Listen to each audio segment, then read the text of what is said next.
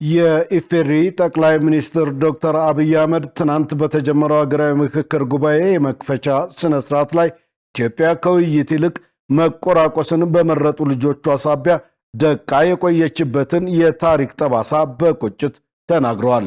የእርስ በርስ ጠባችን አንሶ ለታሪካዊ ጠላቶቻችን ጥቃት የተጋለጥንበትን ፈተናም በቅጡ ተርከውታል። የዛሬ አንኳር ጉዳያችንም በዚሁ የጠቅላይ ሚኒስትሩ ንግግር ላይ ያተኮረ ሆኗል። ደረጀ ይልማ ነኝ።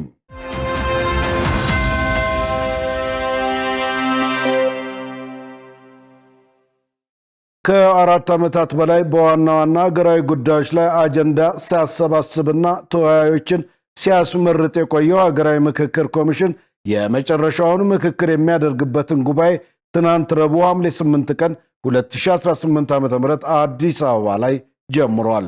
በአዲስ አበባ አዲስ ኮንቬንሽን ሴንተር ትናንት ረቡዕ ሐምሌ 8 በተጀመረው የመጨረሻው የሀገራዊ ምክክር ጉባኤ ላይ ከተለያዩ ክልሎች፣ ወረዳዎች፣ ከፌዴራል እንዲሁም ከውጭ አገራት ከሚኖሩ ኢትዮጵያውያን የተውጣጡ 4000 ሰዎች ተሳታፊ ናቸው።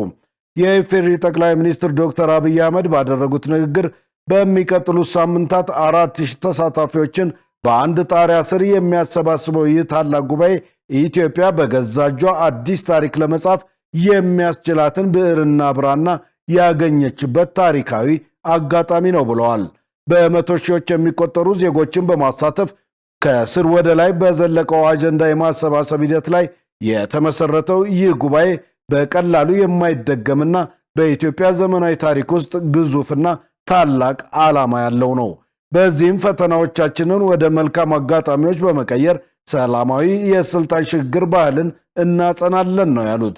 ጠቅላይ ሚኒስትሩ ለምክክሩ ተሳታፊዎች በሙሉ ለኢትዮጵያ መልካም፣ ለአፍሪካ አስተማሪ፣ ለመላው ኢትዮጵያውያን ደግሞ እውነተኛ እረፍትን የሚያመጣ ታሪካዊ ውጤት እንዲያስመዘግቡ ጥሪ አቅርበዋል።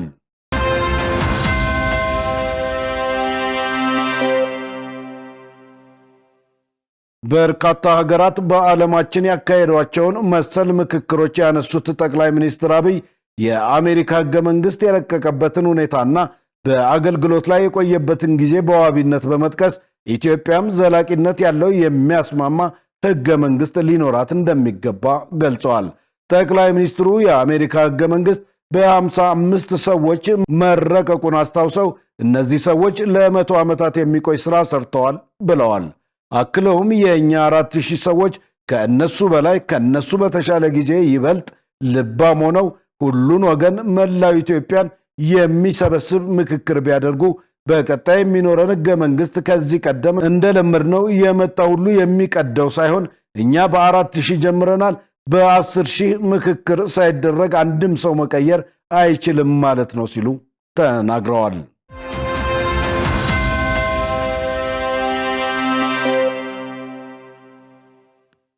4000 ተሳታፊዎች በሚገኙበት በዚህ ጉባኤ ላይ ከ3 አስርተ ዓመታት በላይ በሥራ ላይ የቆየው የአገሪቱ ሕገ መንግሥት ጉዳይ በአጀንዳነት ከተካተቱት አንዱ ሲሆን የጠቅላይ ሚኒስትሩ ንግግርም ማሻሻያዎች ሊኖሩ እንደሚችሉ የጠቆመ ሆኗል።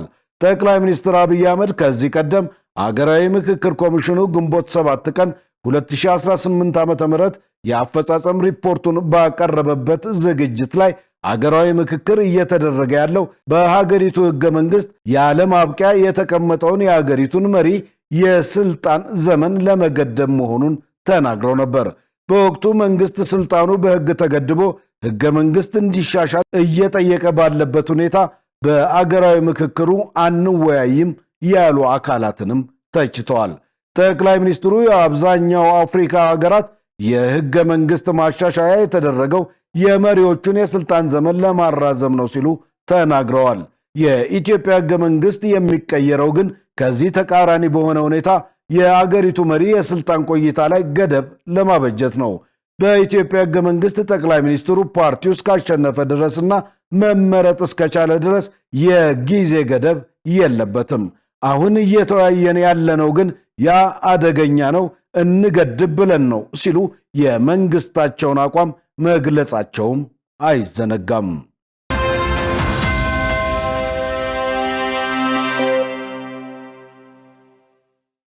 ታሪካዊና በርካታ ርዕሳነ ጉዳዮችን ያነሱት ጠቅላይ ሚኒስትር አብይ ኢትዮጵያ ውስጥ ኮሽ ሲል እያደፈጡ የሚነቁ ለዘመናት ያልተቋረጠ የጠላትነት ስሜት ያላቸው ሀገራት ሞልተዋል። የኢትዮጵያን ታሪክ ከጉንደት እስከ ጉራ፣ ከአድዋ እስከ ማይጨው፣ ከካራማራ እስከ ባድመ እያንዳንዱን ብትፈትሹ ስንገነባ ያደፈጡ፣ ስንጨቃጨቅ እድል ጊዜ ጠብቀው ጣልቃ ሽብልቅ እየገቡ መሻቶቻችንን እንዳንከውን የሚያደርጉ ኃይሎች አሉ።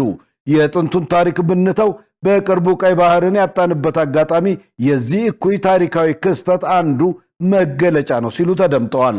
ኢትዮጵያ ለሺህ ዘመናት በባለቤትነት ይዛ ስታስተዳድር የነበረውን ቀይ ባህር ያጣችው ያልተመረጠና ያልተዋየ ሲሉ የጠሩት መንግስት በሸፍጥ አገሪቱን የጂኦግራፊ እስረኛ አድርጓታል።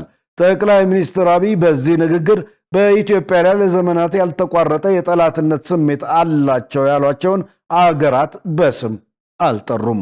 ነገር ግን ኢትዮጵያ የቀይ ባህር ፍላጎቷን በተደጋጋሚ መግለጿን ስትቀጥል ከኤርትራ ጋር ያላት ግንኙነትም ውጥረት አጥልቶበታል። በታላቁ የህዳሴ ግድብ ጉዳይ ከኢትዮጵያ ጋር አለመግባባት ውስጥ ያለችው ግብፅም ከኤርትራ ጋር ወዳጅነቷን አጠናክራ ቀጥላለች።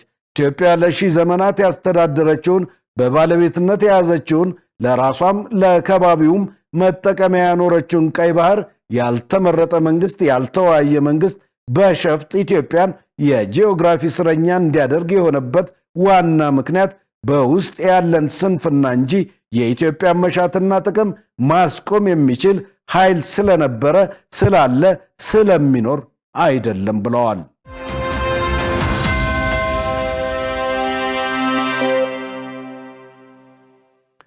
ጠቅላይ ሚኒስትሩ በትናንትናው ንግግራቸው ሁልጊዜም ጥቅማችንን አሳልፈን የምንሰጠው ስንገነባ ያልነበሩ፣ ስንጣላ፣ ስንሻኮት የሚያንዣብቡ አሞሮች ስላሉ ነው ብለዋል። በኢትዮጵያ ሰማይ ላይ ለሚያንዣብቡ አሞሮች በማለት ባስተላለፉት መልእክትም ከብቱን መርጠን የምንገዛ እኛ ነን፣ የቅርጫውን ባለቤት የምንወስን እኛው ነን፣ የተረፈንን የምንፈልገውን ካልሆነ በስተቀር የትኛውም አሞራ ከየትኛውም የቅርጫ መደብ ላይ አንዲት ኪሎ ስጋ መውሰድ እንደማይችል ላረጋግጥላችሁ እፈልጋለሁ ነው ያሉት። ኢትዮጵያ ውስጥ ፖለቲካ በኃይለ ቃል ተጀምሮ በኃይለ ቃል ይጠናቀቃል ያሉት ጠቅላይ ሚኒስትሩ ይህንን ስብራት ለአንዴና ለመጨረሻ ጊዜ ማቆም ያስፈልጋል ሲሉ ለተገኙ እንግዶች አሳስበዋል። ኢትዮጵያ ለዘመናት በችግር ውስጥ ሰንታ ለመቆየቷ ምስጢሩ ሽምግልና፣ ንግግር፣ ይቅርታና ካሳ መሆናቸውን ጠቅሰው ይህም የንግግርና የይቅርታ ባህል ኢትዮጵያን አጽንቷል ሲሉ ለተሰብሳቢዎች ተናግረዋል።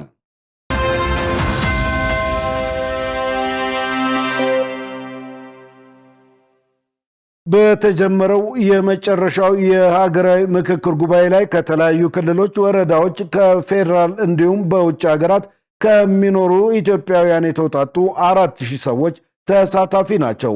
ለአንድ ወር ያህል በሚቆየው ሀገራዊ ምክክር ጉባኤ የሚሳተፉት ከመላ ሀገሪቱ ተመርጠው የተሰባሰቡት 4000 ተሳታፊዎችም በቡድኖች ተከፋፍለው የተወያዩባቸውን አጀንዳዎች በጉባኤው ማጠቃለያ ለኢትዮጵያ ሀገራዊ የምክክር ኮሚሽን እንደሚያስረክቡ የሀገራዊ ምክክር ኮሚሽኑ ዋና ኮሚሽነር ፕሮፌሰር መስፍን አርአያ ተናግረዋል። በአዲስ ዓለም አቀፍ ኮንቬንሽን ማዕከል በተካሄደው የመክፈቻ ስነ ስርዓት ላይ ጠቅላይ ሚኒስትር አብይን ጨምሮ ከፍተኛ የመንግስት ባለስልጣናት፣ የመከላከያ ሰራዊት ከፍተኛ መኮንኖች፣ የአፍሪካ ህብረትና የኢጋድ ተወካዮች እንዲሁም የቀድሞ የናይጄሪያ ፕሬዝዳንት ኦሉሴጉን ኦባሳንጆ ተገኝተዋል።